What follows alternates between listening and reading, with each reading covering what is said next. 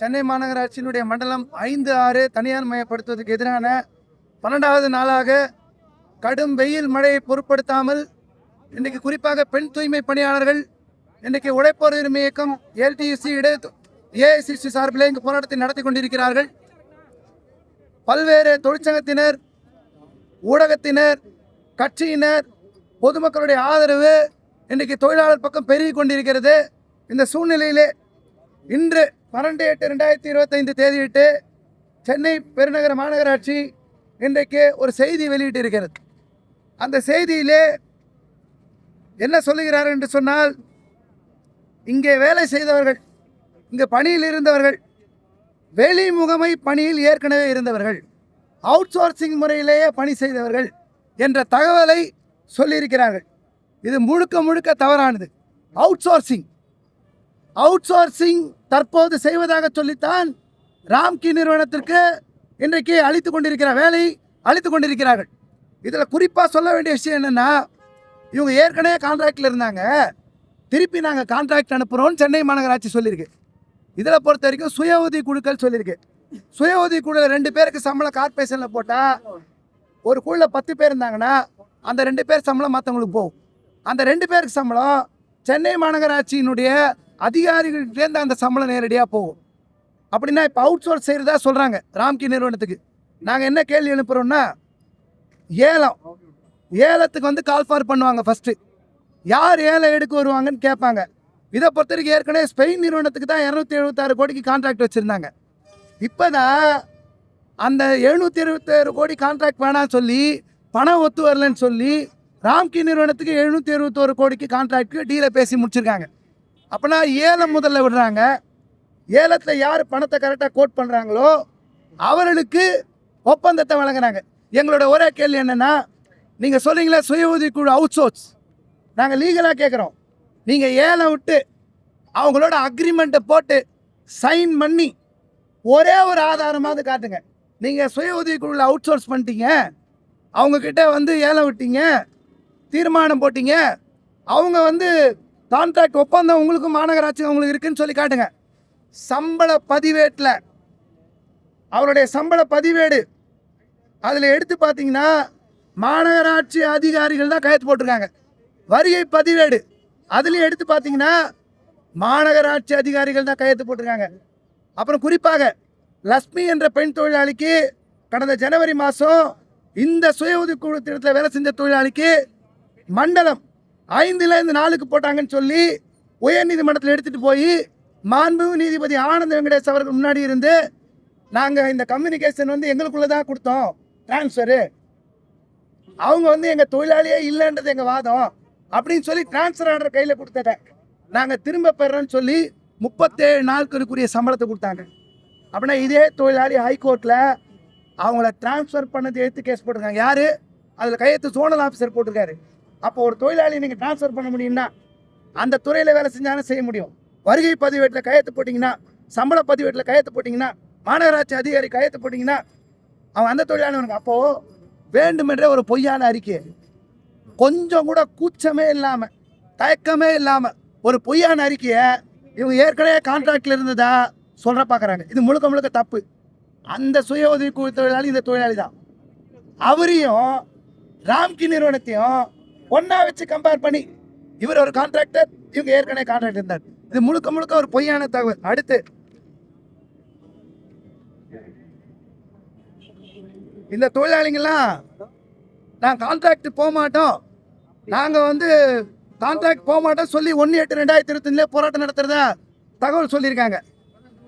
இந்த கோரிக்கை இவங்களை கான்ட்ராக்ட் அனுப்பக்கூடாது, இவங்களை பணியேந்திரப்படுத்தணும்னு வச்ச கோரிக்கை இன்றைக்கி ஆட்சியில் இருக்கக்கூடிய முதல்வர் வச்ச கோரிக்கை, நாங்கள் வச்ச கோரிக்கை இல்லை. நாங்கள் ஒரு விஷயம் வெளிப்படையாக கேட்குறோம், முதல்வர் வெளியே பேச சொல்லுங்கள். 285 கோரிக்கை நான் கொடுத்தது தப்பு, தூய்மை பணியாளர் சம்பந்தமாக. தேர்தல் வாக்குறுதி 153 தப்பு. 19/1/2021 கடிதம் நான் எழுதவே இல்லை, இவங்களை பணியேந்திரப்படுத்திட்டோம் அப்படின்னு தைரியமாக பகிரங்கமாக தமிழ்நாடு முதல்வர் அவர்களை வெளியே சொல்லுங்கள்.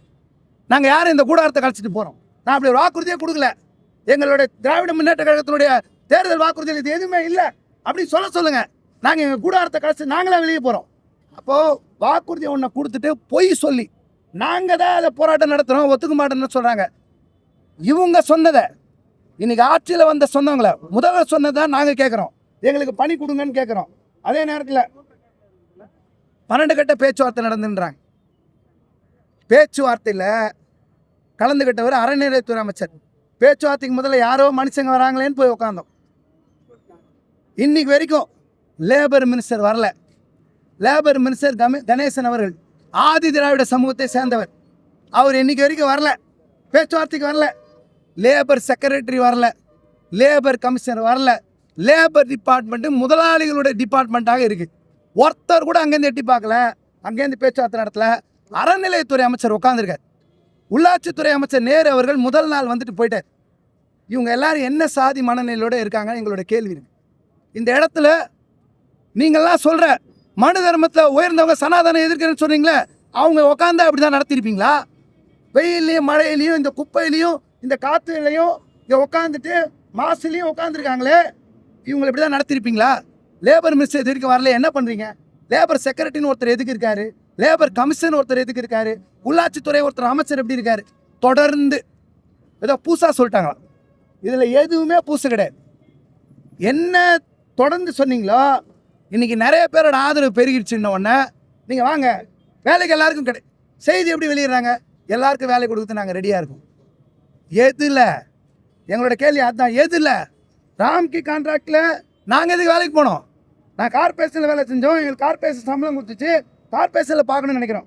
இவங்க சொல்கிறாங்க 2020 நிறைய மண்டலம் போயிடுச்சு. சரி, நிறைய மண்டலம் போயிடுச்சு, நீங்கள் எதுக்கு அப்போ நீ எதிர்த்தீங்க? அப்போ 2020 போச்சுன்னு சொல்கிறீங்களா? நீங்கள் ஒன்று சொல்லுங்கள், பகிரங்கமாக சொல்லுங்கள். நாங்கள் அதிமுகவினுடைய நடவடிக்கையை நாங்கள் ஃபாலோ பண்ணுறோம், அவங்க எது செஞ்சாலும் நாங்கள் அதை ஃபாலோ பண்ணுவோம். எங்களுக்கு எடப்பாடி ரொம்ப பிடிக்கும், அவர் செஞ்சதை நாங்கள் அனைத்து செய்கிறோன்னு சொல்லுங்கள். அவங்களே தேர்தலில் அடுத்த எலெக்ஷனில் ஜெயிக்கணும்னு சொல்லிட்டு போங்க. 2020 அவங்க பண்ணது சரின்னு சொன்னீங்கன்னா அந்த ஆட்சி தான் சரியானதுன்னு கூட நீங்கள் சொல்லிட்டு போங்க. ஏன் 2020 பண்ணதை இப்போ ஃபாலோ பண்ணுன்னு சொல்கிறீங்க? இன்னொரு விஷயம் சொல்கிறாங்க. என்ன சொல்கிறாங்கன்னா, ஹைகோர்ட்டில் கேஸ் இருக்காமா, நாங்கள் போட்ட கேஸு, தொழில் தீர்ப்பாயத்தில் கேஸ் இருக்காமா, அந்த முடிவுக்குட்பட்டு தக்க நடவடிக்கைகள் மேற்கொள்ளப்படும் என தெரிவிக்கப்படுகிறது. கோர்ட்டில் கேஸ் இருக்குன்னு உங்களுக்கு தெரியுது. கோர்ட்டில் கேஸ் இருந்தால் என்ன பண்ணியிருக்கணும்? நீ போய் கோர்ட்டில் பர்மிஷன் வாங்கியிருக்கணும். தொழில் தகராறு சட்டம் பிரிவு 31(1)ஏன் கீழே முன் அனுமதி பெற்றிருக்கணும். உங்களுடைய முதல்வர், தமிழ்நாடு அரசாங்கத்துடைய முதல்வர், அவர் என்ன சொன்னார் தெரியுமா? எடப்பாடி அரசாங்கத்துக்கு கோர்ட்டு தீர்ப்புக்கெல்லாம் காத்திருக்காதீங்க. எப்படி கோர்ட்டு தீர்ப்புக்கு காத்திருக்காதீங்க? 80% ஆதி திராவிட மக்கள், நீங்கள் உடனே பணியந்திரப்படுத்துங்க. ஆனால் இப்போ கோர்ட்டு தீர்ப்புக்கு உட்பட்டு நாங்கள் நடப்பதற்கு தயாராக இருக்கோம். சட்டத்தை முதல்ல மதிக்கலையே, நீங்கள் தான் கோர்ட்டை மதிக்கலையே, அந்த கோர்ட்டில் போய் பர்மிஷன் வாங்கலையே. இப்போ மட்டும் என்ன நீங்கள் கோர்ட்டுக்கு உட்பட்டு நடப்போம்? தொழிலாளிலாம் கான்ட்ராக்டுக்கு போயிட்டு 10 வருஷம் கழிச்சு இவங்களோட 15 வருஷம் 20 வருஷம் சர்வீஸை அழிச்சு இவங்களை அடையாளம் தெரியாமல் உருமாற்றி அவன் கான்ட்ராக்டை அடமானம் வச்சுட்டு நான் 10 வருஷம் 15 வருஷம் கழிச்சு ஜெயிக்கிறேன். நீ ரிட் அப்பீல் போனால் போவீங்க, ரிட் பெட்டிஷன் போவீங்க, ரிட் அப்பீல் போவீங்க, எஸ்எல்பி போவீங்க, சுப்ரீம் கோர்ட் போவீங்க. 20-25 வருஷத்துக்குள்ளே இந்த தொழிலாளியெல்லாம் காணாமல் போயிடுவாங்க. நீங்கள் ஆட்சியில் இருப்பீங்களான்னு தெரியாது. நாங்கள் இங்கே இருக்கிற தொழிலாளிலாம் எல்லாம் முட்டாள் கிடையாது. படிக்காதவங்க, பாமர சமூகத்துலேருந்து வந்தவங்க, அடித்தட்டு மக்கள்லாம் முட்டாள் கிடையாது. இங்கே படித்த ஐஏஎஸ் உட்காந்துருக்க குமரகுருவனுக்கு சட்டம் தெரில, தொழில் தகராறு சட்டம்னா என்னன்னு தெரில, குறைந்தபட்ச சம்பள சட்டம்னா என்னன்னு தெரில. சட்டமே தெரியாமல் ஐஏஎஸ் படிச்சுன்னு சொல்கிறவங்கள விட படிக்காமல் தெருவு கூட்டி மக்களை காப்பாற்றுறாங்க பாருங்கள், அவங்க நல்லா தெரிஞ்சு வச்சுருக்காங்க. எங்களை சம்பளம் குறையுது, எங்களை மாநகராட்சி விட்டு வெளியே எடுக்கிறாங்கன்னு பார்க்குறாங்க. ரொம்ப கிளியராக சொல்ல பார்க்குறாங்க. 20 லட்சம் மக்கள் பாதிக்கப்படுறாங்களாம். நாங்கள் போன வாரம் லெட்டர் கொடுத்தோங்க. போன வாரம் லெட்டர் கொடுத்து சம்பளமே இல்லாமல் வேலை பார்க்க வரணும். 2 நாள் வந்து குப்பையாற்றி தரேன்னு சொன்னோம். இங்கேருந்து கார்பரேஷன் ஒத்துக்கலை. ஒரு ராம்கி நிறுவன முதலாளி சம்பாதிக்கிறதுக்கு 20 லட்சம் மக்களை நீங்கள் குப்பையில் வாழுங்கன்னு சொல்லி நீங்கள் விடுறீங்கன்னா அந்த 20 லட்சம் மக்கள் நீங்கள் குப்பையில் பாதிக்கப்படுறதுக்கு சென்னை மாநகராட்சி தமிழ்நாடு அரசு பொறுப்பு. இங்கே இருக்கிற ஏழை ஜனங்க இல்லை. நாங்கள் இந்த ஜனங்க எந்த விதமான செய்யலை. நீங்கள் ராம்கி நிறுவனத்துக்கு பக்கம் மட்டும் இருக்கீங்க. அடுத்து ஒன்று சொல்கிறாங்க, 2020 பல்வேறு மண்டலங்களில் விருப்ப கடிதம் அழித்து வேலைக்கு சேர்ந்தாங்களாம். விருப்ப கடிதம்னா என்னென்னா, அவங்க நம்மக்கிட்ட ஒரு ஃபார்ம் கேட்டு கேட்குறாங்க, நானாக வேலைக்கு வந்து சேர்ந்துக்கிறேன். எப்படி? கொத்தடிமையாக இருக்கிறதுக்கு, நான் என் பழைய ரெக்கார்டெல்லாம் அழித்து அடையாளம் தெரியாமல் மாறுறதுக்கு, விருப்ப கடிதம் கொடுத்து நாங்கள் தான் விருப்பப்படலையே, நாங்கள் தான் விருப்ப கடிதம் கொடுக்க மாட்டேன்றோமே, எங்களுக்கு எங்கள் செஞ்ச வேலையை கொடுங்கன்னு கேட்குறோமே. விருப்ப கடிதம் கொடுத்தாங்கன்னா நீங்கள் மிரட்டி வாங்கியிருப்பீங்க, ஏமாற்றி வாங்கியிருப்பீங்க, பொய் சொல்லி வாங்கியிருப்பீங்க. இப்போ சொல்கிற மாதிரி அப்போ அந்த ஆட்சியில் கூட பதிஞ்சிருப்பாங்க. நாங்கள் எதுக்கு போனோம், நாங்கள் விருப்ப கடிதம் கொடுக்க ரெடி இல்லையே. அப்புறம் என்ன சொல்கிறாங்கன்னா 3809 தொழிலாளி பணியில் நியமிக்கப்படணும். இப்போ வரைக்கும் 1770 தொழிலாளி ராம்கீல சேர்ந்துருக்காங்க. 2039 காலி இடம் இருக்குது. 300 பேர் வந்து சேர்ந்துட்டாங்கன்னு சொல்கிறாங்க. 2 வாரத்துக்கு முன்னாடி கோர்ட்டில் 20 பேர் சேர்ந்ததாக சொன்னாங்க. நேற்று கோர்ட்டில் நேற்று 12 மணி வரைக்கும் 203 பேர் சேர்ந்ததாக சொன்னாங்க. முந்தா நாள் பேப்பர் மூலமாக 25% சேர்ந்ததாக சொன்னாங்க. 1953 25%னா உங்களுக்கும் கணக்கு தெரியும், எனக்கும் கணக்கு தெரியும். 500 பேர். நேற்று மத்தியானம் வரைக்கும் 203. இப்போ 300. நம்ம ரவுண்ட் பண்ணல, பத்திரிக்கை கொடுக்கும்போது ரவுண்ட் பண்ணல 300. இது யார் இந்த 300 பேர்? பத்திரிக்காரங்க சர்வே எடுங்க. இங்கே இருக்கிற தொழிலாளிகள் போய் எத்தனை வார்டில் இருக்காங்க சர்வே எடுங்க. நாங்கள் வெளிப்படையாக சொல்கிறோம். எத்தனை பேர் போயிருக்காங்க பாருங்கள். ஒரு சில பேர், ஒரு வார்டுக்கு 2 பேர் 3 பேர், அது கூட கவுன்சிலருடைய ஆளுங்க. கவுன்சிலர் போய் மிரட்டி நீ வருவியா இல்லையா, கட்சியில் இருக்க மாட்டேன், உன்னை தூக்கிடுவேன்னு சொல்லி 5000 ரூபாய் கொடுக்குறேன், வீடு கொடுக்குறேன், அரசு வேலை கொடுக்குறேன்னு சொல்லி ஏமாற்றி ஏழை ஜனங்க 2-3 பேரை கூப்பிட்டு போயிருக்காங்க. 300 பேர் சொல்வது என்பது 100க்கு 100 பொய். பொய்யான தகவல்களை இப்போ சென்னை மாநகராட்சி சொல்லியிருக்காங்க. அடுத்து இவங்க சொல்கிறதுல முக்கியமான விஷயம், நிறைய பெனிஃபிட் இருக்காமா. பிஎஃப் இருக்குது, இஎஸ்ஐ இருக்குது, போனஸ் இருக்குது, பண்டிகை கால சிறப்பு இருக்குது, திருமண உதவித்தொகை. இவங்க எல்லோரும் ஏற்கனவே வாரியத்தில் இது எல்லாமே இருக்குது. வாரியத்தில் தற்காலிக தொழிலாளிக்கு தூய்மை பணியாளர் வாரியத்தில் இவங்க ஏற்கனவே மெம்பர். இந்த வாரியத்தில் சேர்ந்ததெல்லாம் சொல்லிடுறாங்க. அது இல்லாமல் கேஷுவல் லீவ் இருக்குது. மற்றதுக்கு எக்ஸ்ட்ரானா அதை தான் சொல்கிறாங்க. என்னென்னா இலவச சீருடை, உபகரணங்கள், காலணிகள், மழைக்காலம், கிட்டத்தட்ட 10 வருஷம் 15 வருஷம் 20 வருஷம் வேலை பார்த்துருக்காங்களே. நீ ப்ரைவேட்டில் போனால் எக்ஸ்ட்ரா சலுகை இருக்குன்னு சொல்கிறிய. இந்த மாநகராட்சிக்கும் ஆணையருக்கும் வெக்கமாக இல்லை? உங்களுக்கு கொஞ்சம் கூட கூச்சம் இல்லை?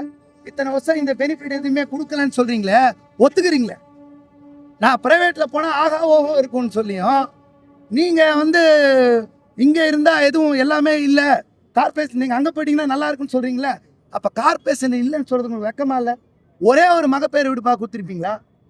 5-6ஆம் இடத்துல போய் பாருங்கள், கழிப்பறை வசதி கிடையாது, ரெஸ்ட் ரூம் கிடையாது பெண்களுக்கு. நீங்கள் போய் பாருங்கள். ஏன்னா இவெல்லாம் அருந்ததின் ஆதிரோட ஜனம் தானே. இவனுக்கு கழிப்பறை இருந்தால் என்ன இல்லை, ரோட்டில் போய்க்கட்டும்னு நினைக்கிறாங்க. இவங்க சுகாதார திட்டம் உள்ளே வர வச்சுருக்காங்க. வெக்கமே இல்லாமல் இவங்க இந்த சலுகையெல்லாம் பெனிஃபிட் இருக்காமா. நாங்கள் என்ன கேட்குறோம், உனக்கு சம்பளம் என்னன்னு தெரியுமா? உனக்கு மினிமம் வேஜஸ் ஆக்ட்னா என்னன்னு தெரியுமா? உங்களுக்கு இண்டஸ்ட்ரியல் டிஸ்பியூட் ஆக்ட்னா என்னன்னு தெரியுமா? நாங்கள் சட்டத்தை வச்சு தான் போராடுறோம். இது வரைக்கும் 12 நீதிபதி சந்திச்சிருக்கோம். மகாதேவன் அவர்கள் சுப்ரீம் கோர்ட்டினுடைய நீதிபதி, மாண்புமிகு நீதிபதி, அவர் கொடுத்த கடைசி தீர்ப்பின் அடிப்படையில் பார்த்திபன் அவர்கள், இன்னைக்கு இருக்கக்கூடிய மாண்புமிகு நீதிபதி தண்டபாணி அவர்கள், இவங்கெல்லாம் கொடுத்த அடிப்படையில் தான் சம்பளத்தை வாங்கியிருக்கோம். எங்களுடைய சம்பளம் 26 நாளைக்கு நாங்கள் இன்றைக்கி 19,598 வாங்குகிறோம். நீங்கள் என்ன பண்ணுறீங்கன்னா, நைஸாக மினிமம் வேஜஸ் ஆக்டில் பேசிக் டிஏன்னு ஒன்று இருக்குது. பேசிக் டிஏ தான் சம்பளத்தை கால்குலேட் பண்ணோம். இவன் பேசிக் ஹெச்ஆர்ஏன்னு போட்டு 15,000 ரூபாய் சம்பளம் போட்டு கூடுதல் சம்பளமாக எங்கள் சம்பளத்திலே இஎஸ்ஐ கழிப்பாங்களாம், பிஎஃப் கழிப்பாங்களாம். நான் 31 நாளைக்கு 23,000 வாங்குகிறேன். இப்போ நான் 19 சில்லரை வாங்குகிறேன். ஆவடி மாநகராட்சியும் தாம்பரம் மாநகராட்சியும் 10,000 12,000 இருக்காங்க. தமிழ்நாடு முழுக்க எந்த மாநகராட்சியும் இந்த சம்பளம் இல்லை. எங்களை இந்த சம்பளம் வாங்கக்கூடாதுன்னு துரத்தணும்னு நினைக்கிறாங்க. இந்த சம்பளம் வாங்கக்கூடாது, ராம்கீல போட்டோம், இந்த சம்பளம் குறையட்டும் அப்படின்னு நினைக்கிறாங்க. சம்பள குறைப்பு இது சலுகை கிடையாது, ஏமாத்து. அப்படின்னா மோடி வித்தை காட்டுவான்னு சொல்லுவாங்கல்ல, எப்போ பாரு இது அதான், இது வித்தை காட்டுறது, ஏமாற்றி சம்பளம்லாம் கொடுக்குற மாதிரி மற்ற சொல்கிற மாதிரி. அப்புறம் உண்மை நிலையை தெரிஞ்சுக்கிட்டு நீங்கள் வாங்கன்றாங்க. நாங்கள் ஒன்று சொல்கிறோம், தயவு செஞ்சு நம்ம கார்பரேஷன் கமிஷனரும் மேயரும் வரட்டும், சங்கம் தள்ளி வந்துடுறோம். சங்கம் முன்னணி பத்திரிகையாளர் நீங்கள் மட்டும் இருங்க, உங்கள் முன்னாடி வந்து போய் உண்மை நிலையை விளக்கட்டும் தொழிலாளிங்கிட்ட. எப்போ அவங்களாம் சம்பளம் ஏறிடும், நீங்கள் ஆஹோ ஓஹோன்னு இருப்பீங்க. இந்த பாருங்க, பாதுகாப்பு உபகரணம்லாம் தருவாங்களாம், ஷூ தருவாங்களாம், உடை மாற்றும் கருவிகள்லாம் தருவாங்களாம், சுகாதார பொருட்கள் தருவாங்களாம். போய் பாருங்க, வெக்கமே இல்லாமல் மாஸ்க்கு, க்ளவுஸு எதுவுமே இல்லாமல் தொடப்பத்தை கொடுத்து கூட ஜனங்க தான் அவங்களுடைய சொந்த காசில் வாங்கணும். அண்ணன் கூட வாங்கினா ஜனங்க சொந்த காசத்தை வாங்கணும். எதுவுமே தராதவங்க இப்போ அவங்ககிட்ட போனால் எல்லாம் தந்துடுவாங்க. கேள்வி கேட்குற நாதி இல்லைன்னு நினச்சிக்கிட்டு இந்த அடிப்படையில் இருக்காங்க. ஒப்பந்தம் பற்றி சொல்லிட்டேன். ஒரு தகவல் என்ன சொல்கிறேன்னா, கான்ட்ராக்டில் இன்றைக்கி சம்பளம் போய் பாருங்கள் 16,000 ரூபாய். நாங்கள் நீங்கள் போய் ராம்கேஆர் பேச 10 மண்டலத்தில் இருக்குது தனியார், 16,000 ரூபாய் சம்பளம். அவங்களுக்கு இன்றைக்கி தேதியில் நாங்கள் 23,000 ரூபாய் இப்போ சம்பளம், 16,000 ரூபாய் சம்பளம். விடுப்பு கேட்டாலோ புகார் சொன்னாலோ வேலை நிற்கும். இன்னைக்கு பத்திரிக்கையில் வந்திருக்கு, வேலை நிற்கும். 100 பேர் வேலை செஞ்ச வார்டில் 32 பேர் செய்யணும். அதில் 12 பேர் பெருக்குபவர்களாக இருக்கணும். ஒரு நாளைக்கு 12 பேர் பெருக்குனா உடல் மரத்து போகிற சூழ்நிலை தான் இருக்காங்க. இன்றைக்கி ஒப்பந்த மையன்றது நரக படுகொடியை நோக்கி தள்ளக்கூடிய சொர்க்கம் அவங்க சொல்கிறது. இன்றைக்கி இருக்கக்கூடிய நீங்கள் உள்ளே போய் பார்த்தீங்கன்னா ராம்கி நிறுவனத்தில் பிஎஃப் பணம் கட்டுறதில்லை, கேள்வி கேட்டால் தூக்கி அடிக்கிறான், எந்த உரிமையும் இல்லை. சென்னை மாநகராட்சி அடையாளத்தை அழிக்காதுன்னு நாங்கள் சொல்கிறோம். எங்கள் சென்னை பூர்வகுடிகளோட மக்களுடைய அடையாளத்தை நீங்கள் அழிக்காதீங்கன்னு நாங்கள் சொல்கிறோம். குறிப்பாக அவங்க ஒரு விஷயம் சொல்கிறதுக்கு நாங்கள் குறிப்பிட்டு சொல்லணும்னு நினைக்கிறோம். இந்த சுய உதவி குழு திட்டம்னு சொல்கிறாங்க, இது ஏற்கனவே அவுட் சோர்ஸின்றாங்க. மாண்புமிகு நீதிபதி ஹரிபரந்தாமன் அவர்கள் இது ஷாம் அண்ட் போகஸ் அப்படின்னு சொல்லி தீர்ப்பு கொடுத்துருக்காரு.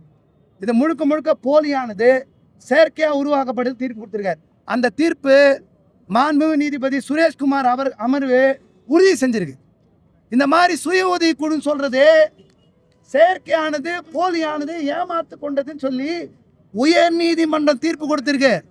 அந்த தீர்ப்புகளெல்லாம் வச்சு தான் நாங்கள் வழக்கு நடத்துகிறோம். வழக்கு நடத்தவும் ரெடி இல்லை. இந்த அறிக்கை என்பது முழுக்க தவறானது. எங்களுடைய போராட்டம் தொடரும்.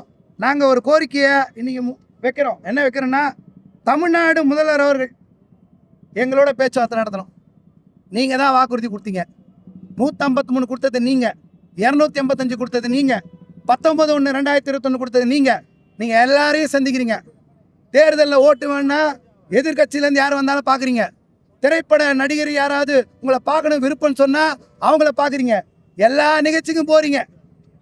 ஆனால் இங்கே இருக்கிற ஜனங்க நாங்கள் கேட்குறோம், சென்னையினுடைய பூர்வகுடி மக்கள் நாங்கள் கேட்குறோம், எங்கள் உழைப்பொரு மிக சங்கம் கேட்குது, உங்களோடு நாங்கள் பேச வேண்டும். சும்மா பேருக்கு அமிச்சு எங்களை அசிங்கப்படுத்தாதீங்க. பேருக்கு எங்களுக்கு சும்மா பேச்சுவார்த்தை சொல்லி ஏமாத்தாதீங்க. சம்மந்தப்பட்ட துறை அமைச்சரும் வரதில்லை, லேபர் மினிஸ்டரும் வரதில்லை, யாரும் வரதில்லை. பேச்சுவார்த்தைன்னு பொய் சொல்லாதீங்க. எங்களுக்கு உங்கள் தலைமையில் பேச்சுவார்த்தை நடத்தணும். நீங்கள் தீர்வு காணணும் நாங்கள் விரும்புகிறோம். நீங்கள் நேரடியாக வந்து நீங்கள் சொல்கிற இடத்துக்கு நாங்கள் வர்றோம், எங்கள் கூப்பிட்டாலும் வர்றோம். எங்களோட பேச்சுவார்த்தை நடத்தி எங்கள் கோரிக்கையை ஏற்க வேண்டும், எங்கள் கோரிக்கைக்கு செவி சாய்க்க வேண்டும், ஏழை எளிய மக்களுடைய கோரிக்கைக்கு செவி சாய்க்க வேண்டும் என்பதை நாங்கள் கோரிக்கையாக முன்வைக்கிறோம். சட்டத்தின் அடிப்படையில் மதுரை சுய உதவி குழுக்கள் பணி நிரந்தரப்படுத்திட்டோம் அப்படின்னு சொல்லிட்டு அறிக்கையில் கொடுத்துருக்கோம். அப்படி எங்கேயும் இல்லை சார், பணி நிரந்தரப்படுத்திட்டேன்னு எங்கேயும் இல்லை.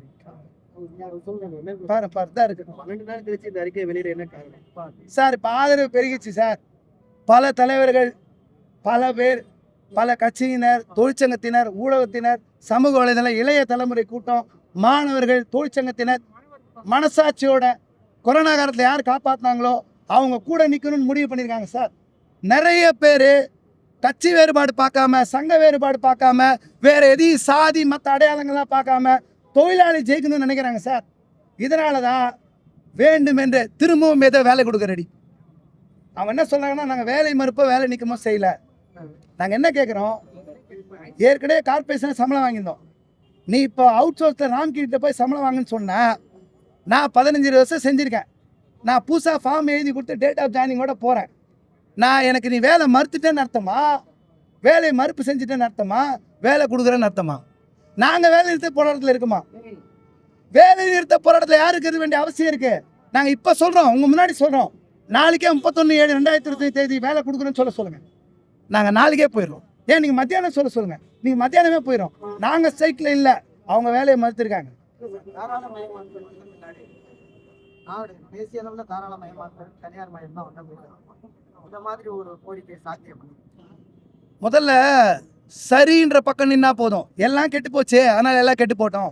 நாடு முழுக்க ஊழல் இருக்கு, திருடுறவங்களாம் பதவியில் வர்றாங்க, இவங்கெல்லாம் திருடுறவங்களாம் பதவி வர, ஆனால் திருடுறவங்களே பதவியில் வரட்டும், ஜனங்கள் எல்லாரும் ஏமாற்றட்டும், கொத்தடிமையாக இருக்கட்டும், குறைந்தபட்ச சம்பளம் இருக்கக்கூடாது, பணியந்திரம் இருக்கக்கூடாது, தாராளமயம் வந்துச்சு. இந்த வாதங்கள்லாம் தப்பு. நாங்கள் என்ன சொல்லணும்னா, எல்லாத்தையும் சட்டத்தை, நீங்கள் சட்டம் சொன்னால் சட்டத்தை பின்பற்றுங்க. நாங்கள் ஒன்று சொல்கிறோம், அரசியலமைப்பு சட்டத்துக்கு உட்படுத்தி தொழிலாளர் சட்டங்களை உட்படுத்தி தான் எங்கள் கோரிக்கை வச்சுருக்கோம். ஒரு கோரிக்கை கூட நியாய தர்மன்ற அடிப்படையெல்லாம் தாண்டி நீதி சட்டன்ற அடிப்படையில் கோரிக்கை வச்சு நாங்கள் போராடிட்டு இருக்கோம். நாங்கள் வெறுமனே நியாய தர்மத்தை அடிப்படையில் மட்டும் வச்சு போராடல. வர்க்க உணர்வு, சாதி ரீதியாக ஒதுக்கப்படுறாங்க, இந்த உணர்வை வச்சு விட்டு போராடல. நாங்கள் தொழிலாளர் சட்டங்களை முன்னிறுத்தியே எங்கள் போராட்டம் நடக்குது. எல்லாம் குட்டி செவனாக இருக்குது, தப்பாக போயிட்டு இருக்கு, நீ தப்பா போன்னு சொல்றது நாங்கள் ஏற்றுக்கிறதுக்கு ரெடியா இல்லை. இப்ப ஒரு தொழிலாளிக்கு இருக்கு. மாநகராட்சி கொடுக்கக்கூடிய ரூபாய் மாத சம்பளம் ஊதியம் எவ்வளவு இருக்கும்? ராம்கி நிறுவனத்துக்கிட்ட போறப்ப அதோட தொகை அதிகரிக்குதா? எவ்வளவு ரூபாய் அது அதிகரிக்கும்? மாநகராட்சி இப்ப அதிகமா அவங்களுக்கு கொடுக்க போதா தனியார் நிறுவனத்துக்கு? இல்ல இவங்களுக்கு கொடுக்குற அந்த தொகையை தான் ராம்கிக்கும் கொடுக்க போகுது? அது வெளியில வரல, நிச்சயமா அது வெளியில வரல. இப்ப 270 கோடியில விளக்கமே இல்லை. என்ன லாபம் ஆக போகுதுன்றதை பத்திலாம் சொல்ல, எல்லாம் மறைமுகமா இருக்கு, எதுவுமே திரைமறைவில் இருக்கு, நேரடியாக வெளிப்படையா இல்லை. நிச்சயமாக எங்க சம்பளத்தை, நீ கொடுக்குற சம்பளத்தை கழிச்சு தான் கொடுக்க முடியும். லாபம் சம்பாதிக்காம ராம்கி இறங்க மாட்டாங்க சார். ராம்கி ஒன்றும் சமூக சேவை கிடையாது. அவருடைய ஒய்எஸ்ஆர்னுடைய கட்சியில் எம்பியா 2வது ராஜ்யசபா பெரிய பணக்கார எம்பி அவர் தான், இந்த ரெட்டி. அவர் ஒய்எஸ்ஆர் ஜெகன்மோகன் ரெட்டி கட்சியினுடைய அவர் மிகப்பெரிய பணக்காரர். பீகார், ஜார்க்கண்ட், மகாராஷ்டிரா, டெல்லி பல நிறுவனங்களில் மருத்துவ கழிவு அகற்றுறதுன்னு சொல்கிற பேர்லையும், தூய்மை பணி பேர்லையும் எல்லா அரசையும் மாநில அரசையும் தன்னுடைய ஏஜென்ட்டாக வச்சிருக்கிறவர். அவருக்காக தான் இவங்க கஷ்டப்பட்டு போராடிட்டு இருக்காங்க. இவங்க சென்னை மாநகராட்சி கமிஷனரும் அமைச்சர்களும் போராடுவது ராம்கியை காப்பாற்றுவதற்காக, ராம்கிக்கு கொடுத்த வாக்குறுதியை காப்பாற்றுவதற்காக, ராம்கி கிட்ட என்ன பெற்றார்களோ அதை காப்பாற்றுவதற்காக. நாங்கள் நீங்கள் கொடுத்த தேர்தல் வாக்குறுதியை காப்பாற்றுவதற்காக போராடிட்டு இருக்கோம். உயர்நீதிமன்றத்தில் வழக்கு நிலுவையில் இருக்கு, தீர்ப்பாயத்தில் வழக்கு நிலுவையில் இருக்கு. இருக்கும்போது ஏன் வந்து பணிக்கு திரும்ப அறிக்கை கொடுக்குறாங்க? வழக்கு முடிவுக்கு வரதுக்கு முன்னாடியே ஏன் திரும்ப சார்? அவங்க சட்டத்தை மதிக்கலையே. நான் எந்த சட்டத்தை மதிப்பேன்? நான் கோர்ட்டில் போய் பர்மிஷனும் வாங்க மாட்டேன். நீ திருப்பி இப்போ வெளிப்படையாக 12 நாள் என்ன சொல்கிறீங்க? அவங்க என்ன சொல்ல பார்க்குறாங்கன்னா, 100 தடவை ஒரு பொய்யை சொன்னால் திரும்பி அது உண்மையாயிடும் சொல்ல பார்க்குறாங்க. உண்மை எது பொய் எதுன்னு புரிஞ்சுக்கிற அளவுக்கு தொழிலாளிகள் எல்லாமே புத்திசாலிங்க தான். எங்கள் மக்கள் முட்டாள்கள் கிடையாது, எல்லாருமே தெரிஞ்சு வச்சுருக்காங்க. நீ எத்தனை தடவை காமிச்சாலும், எத்தனை பேப்பர் காமிச்சாலும் எங்களை வந்து படுகுழியில் தள்ளுற, சொர்க்கன்ற பேரில் நிறைய குழியில் தள்ளுறன்றது எல்லாரும் புரிஞ்சு வச்சுருக்காங்க. சட்டத்தை மதிக்க மாட்டேன்னு உட்காந்துருக்காங்க சார். இப்போ கார்பரேஷன் கமிஷனர் தூக்கி நேரத்துக்கு ஜெயிலில் போட்டுருக்கணும். லேபர் டிபார்ட்மெண்ட் தூங்கக்கூடாது, நடவடிக்கை எடுத்து ஒரு 6 மாதம் ஜெயிலும் போட்டுருக்கணும். யார் சார் சட்டத்தை கேட்பா? எல்லாருமே சட்டம்னா என்ன, நீதினா என்ன, நியாயம்னா என்ன? ரோட்டில் உட்காந்து 6 நாள் 5 நாள் பிறகு தான் சார் எல்லாருமே வந்தாங்க. சரி, வந்ததை நாங்கள் மகிழ்ச்சியாக நினைக்கிறோம். நாங்கள் யாரையும் குறை சொல்ல விரும்பலை. எங்களுக்கு எல்லாருடைய ஆதரவு வேணும். இந்த போராட்டம் ஜெயிக்கணும், உழைக்கும் மக்களுடைய போராட்டம் ஜெயிக்கணும்னு நாங்கள் நினைக்கிறோம். தூய்மை பணியாளர்களுடைய பணி காலத்துல, வெயில் கால சமயத்துல வந்து அவங்களுக்கு வந்து ஊதியக்கூடிய விடுமுறை கிடையாது சார். 365 நாள் வேலை, வார விடுமுறை, தேசிய விடுமுறை, பண்டிகை விடுமுறை, எந்த விடுமுறையும் கிடையாது. மகப்பேறு விடுப்பு கிடையாது. சட்டப்படியான எந்த பயன்களும் கிடையாது சார். இன்னைக்கு விட்டு 7 முறை நினைச்சேன், 7 முறை நினைச்சாங்க. அந்த கணக்கு கூட சரியா சொல்ல தெரியல சார். பேச்சுவார்த்தையினுடைய கணக்கு கூட சொல்ல தெரியாம தான் அறிக்கை வெளியிட்டிருக்காங்க. நகராட்சி நிர்வாகத்துறை அமைச்சர் எத்தனை முறை உங்ககிட்ட பேச்சுவார்த்தை நடத்தினா? அவரை கேட்கும் போது நான் எல்லாமே இங்கதான் இருந்தேன் அப்படின்னு சொல்றாரு. ஒரே தடவை முதல் நாள் மட்டும் பேச்சுவார்த்தையில் அமைச்சர், உள்ளாட்சித்துறை அமைச்சர் இருந்தாரு, பாக்கி எந்த நாள் அவர் இல்லை. ஏன் அவர் வர மறுக்கிறார்? ஏன் சேகர்பாபு அழைச்சிட்டு வராங்க? என்ன பிரச்சனை சார்? அவங்க எங்களை பொறுத்தாவே நினைக்கல சார். உள்ளாட்சித்துறை அமைச்சருக்கு இதை விட ஆயிரக்கணக்கான முக்கியமான இதை ராம்கி கான்ட்ராக்ட் கூப்பிட்டு தான் ஒரு வேலை பார்த்துருப்பாரு. இந்த ஜனங்கள்லாம் பார்க்கறதுக்கு அவர் விரும்பலை. அவர் இந்த சமூகத்தை சேர்ந்தவர் இல்லை. அவரை பொறுத்த வரைக்கும் என்ன குப்பையாளுறவங்க தானே, குப்பையாளுறவங்க, குப்பையை கையாளுறவங்க. நான் எதுக்கு இவங்களாம் பார்க்கணுன்ற எண்ணத்தோட செயல்படுறான்றதை அது வெளிக்காட்டுது நாங்கள் நினைக்கிறோம் சார். இன்னைக்கு விட்டுருக்க அறிக்கையில தான் பாதுகாப்பு உபகரணங்களை ஸ்கூல்லாம் கொடுக்கணும்னு சொல்லி விட்டுருக்காங்க. ஆனால் இதுக்கு முன்னாடி அவங்க எந்த ஒரு பாதுகாப்பு ஒன்றும் கொடுக்கலையா? அதெல்லாம் ஒன்றும் கொடுக்கல சார். சும்மா எப்பயாவது ஒரு நாள் கணக்காட்டுறதுக்கு இந்த ஸ்கூல்லலாம் இன்ஸ்பெக்ஷன் வரும்போது எதனா வச்சுருப்பாங்க பாருங்க, அந்த மாதிரி காட்டுவாங்க. எல்லா நாள்லாம் கொடுக்கல, வெறும் கையில் தான் அள்ளுவாங்க. குப்பை, எல்லா குப்பையும், டயப்பரு, நாப்கின்னு, ஊசி, மருத்துவ கழிவு எல்லாத்தையும் கையில் தான் சார் எங்கள் ஜனங்கள் அள்ளியிருக்கு. ஆணி உட்பட கை குத்திருக்கு. கால் ஆணி குத்தாத ஜனங்களே கிடையாது. நீங்கள் போய் பாருங்கள், நோய் வாங்காத ஆளே கிடையாது. கை உடஞ்சி பல பிரச்சனை, நடுவில் நின்று சென்ட்ரல் மீடியில் நின்று ஆக்சிடென்ட்டுக்கு உட்பட்டு பல நெருக்கடி சந்திச்ச ஜனங்க தான் அவங்க. யாராவது சந்திச்சிருக்காங்களா? தலைமைச் செயலர் கூப்பிட்டு பேச்சுவார்த்தை நடத்திருக்கிறாரா? யாரும் பேசல. அமைச்சர் கே நேரு உங்களோட தான் இருந்தாரு, நான் அவங்க கூட தான் இருந்தேன் அப்படின்னு சொல்லியிருக்காரு. அமைச்சர் போய் சொல்றாரா இல்ல என்ன நடந்து உண்மையா சார்? அமைச்சர் உண்மையை சொல்லவில்லை. ஏன் அமைச்சர் உங்க கூட தான் இருந்தேன்னு சொல்றாரு? அடுத்த திருத்தமா இன்று நான் அங்கதான் இருந்தேன், ரிப்பன் மாளிகையில தான் இருந்தேன், அவங்க கூட பேசினேன், பேச்சுவார்த்தை நடத்தினேன், அடுத்த திருத்தமா செய்தியாளர் சந்திக்கிறாரு. சார், நீங்க உள்ள சிசிடிவி கேமரா இருக்கு, நான் உங்களுக்கு தயவு செஞ்சு நான் சொல்றேன், சிசிடிவி கேமரா இங்கே தான் இருக்குது.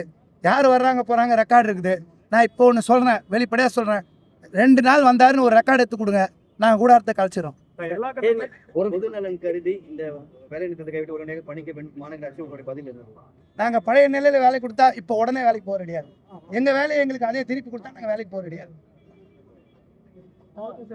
சார் இதுவரை நடந்த பேச்சுவார்த்தை எல்லாமே அமைச்சர் தான் உங்கள்ட்ட பேசியிருக்காரு. அது சம்பந்தப்பட்ட மேயர் ஏதாவது பேசிக்கலாம் இது வர மாட்டாங்க. அவர் ஒரே ஒருத்தர் தான் பேசுவார், வேற யாரும் பேசக்கூடாது, பேச மாட்டாங்க. ஒரே சிங்கிள் மேன் அவர் மட்டும்தான் பேசுவார், வேற யாரும் பேச மாட்டாங்க, எல்லாம் கை கட்டி அமைதியாக இருப்பாங்க.